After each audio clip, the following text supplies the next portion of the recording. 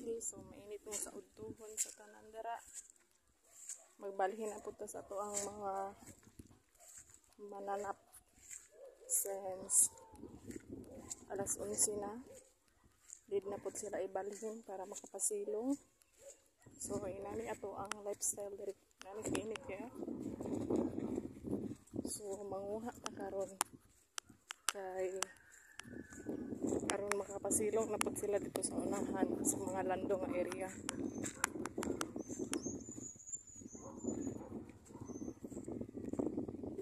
So inani akong style diri. Naguyod ako sa mga baka sa likod. Kamulod silang baklay. Diba?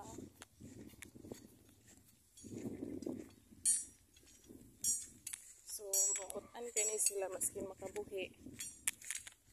Dali dapat sila madakpan. Akong mga baka dari kusay sila ipahipos. Diri sa anak ko ibutang kay landong.